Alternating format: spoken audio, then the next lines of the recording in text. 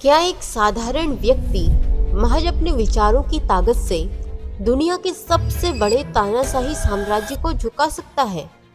ये कभी किसी ने नहीं सोचा होगा और आपको लगेगा शायद ये तो इतिहास के किस्से कहानियों की बात हो रही है, लेकिन नहीं।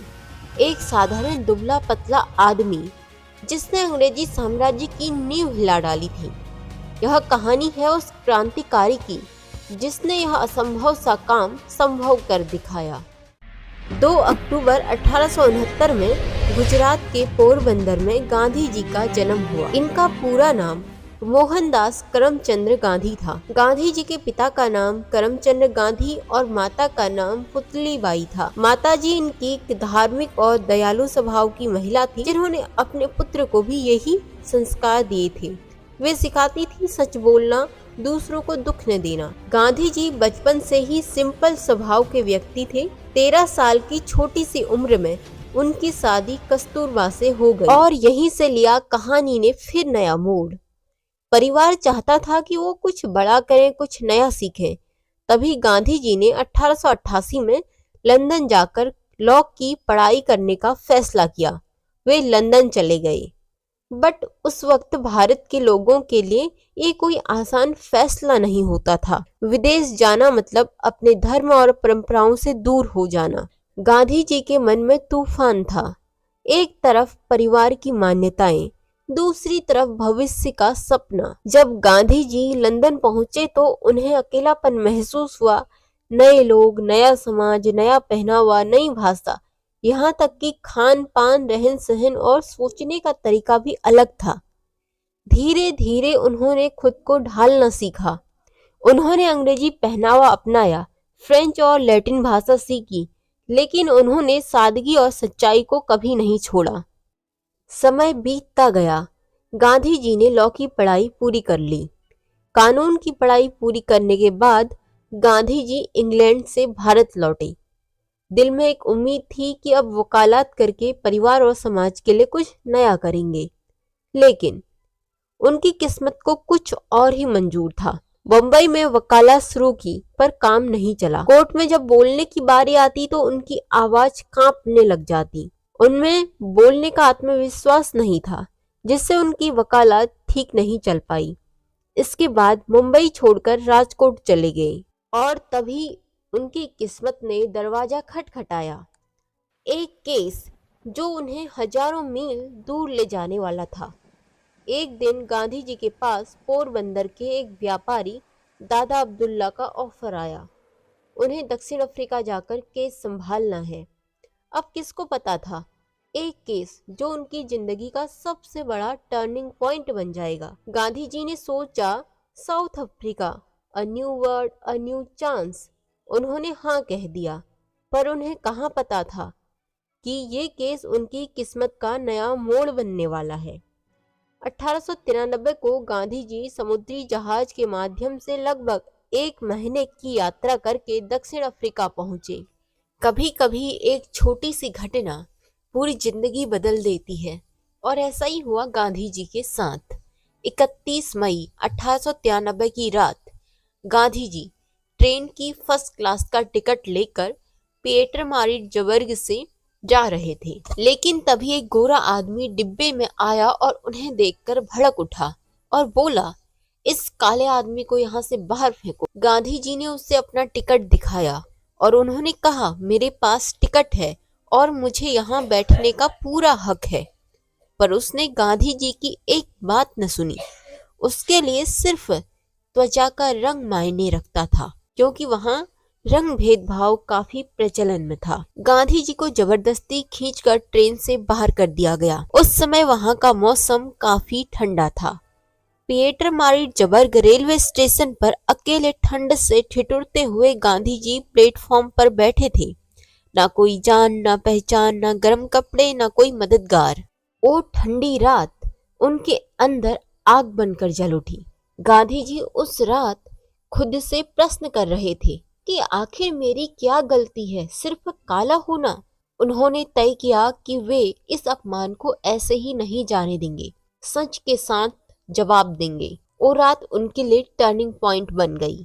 और वे एक वकील से आंदोलनकारी बन गए। फिर क्या? शुरुआत हुई एक नए मिशन की।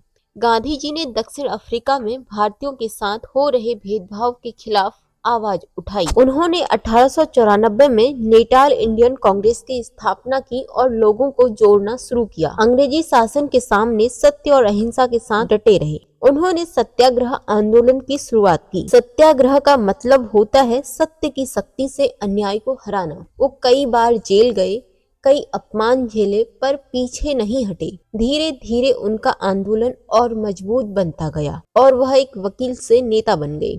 दक्षिण अफ्रीका में काफी संघर्ष करने के बाद 1915 में भारत की मिट्टी पर अपने कदम रखते हैं। जो आदमी वकील बनकर दक्षिण अफ्रीका गया था, अब वो एक नई सोच, एक ताकत और एक आंधी बन चुका था। गांधी जी ने भारत लौटते ही कोई बड़ा भाषण नहीं दिया, कोई घोषणा नहीं की। उन्होंने सबसे पहले यहाँ के लोगों को समझा।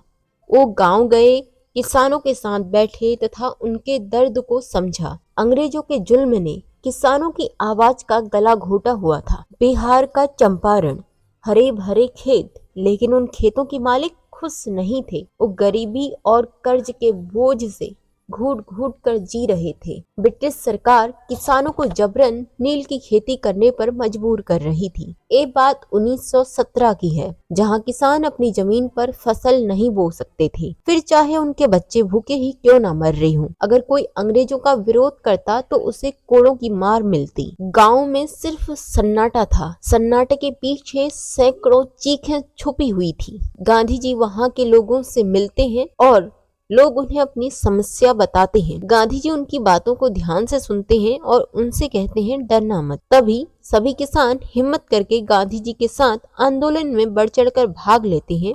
वो कहते हैं ना, सन्नाटों में अगर कोई आवाज उठती है तो वो तूफान बन जाती है। पहले तो ब्रिटिश सरकार को लगा कि ये उन्हें चुप करा देंगे, लेकिन अब कहानी पूरी पलट चुकी थी। जो किसान कल तक अपनी जमीन के लिए गिड़गिड़ाते थे, आज वो सीधे उसी जमीन में खड़े होकर उनका विद्रोह कर रहे थे। गांधी जी ने ब्रिटिश सरकार को झुकने पर मजबूर कर दिया और अंग्रेजों को अपने इस निर्णय से पीछे हटना पड़ा। लेकिन कहानी यहीं खत्म नहीं होती है। गांधी जी ने देखा कि ये दर्द सिर्फ चंपारण का नहीं है। देश के अलग अलग जगह अंग्रेज अपनी मनमानी कर रहे थे। ये बात 1930 की है, जब अंग्रेजों ने भारत में नमक पर टैक्स लगाया। नमक जो हर गरीब और अमीर की थाली में रोज यूज होता है, वही नमक अब लाखों लोग खरीद नहीं पाते थे और भूखे रह जाते थे। तारीख 12 मार्च 1930, जिसने इतिहास बदल कर रख दिया। गांधी जी ने साबरमती आश्रम से पैदल चलना शुरू किया। उस समय उनके साथ कुछ लोग थे, लेकिन धीरे धीरे उनके पीछे आने वाले लोगों को कोई गिन नहीं सकता था।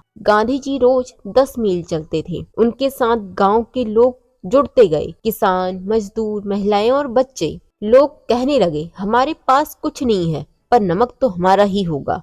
ये सब ब्रिटिश अफसर दूर से देख रहे थे और उन्हें लगा क्या ही कर लेंगे। 5 अप्रैल 1930 की सुबह जब गांधी जी डांडी पहुंचे, वहां पर लाखों लोग इकट्ठा थे और उन्होंने अपने हाथों में नमक उठाया और अंग्रेजों के बनाए गए कानून को तोड़ डाला। लोगों ने अपने हाथ से नमक बनाया और अंग्रेजों के टैक्स को चुनौती दे दी।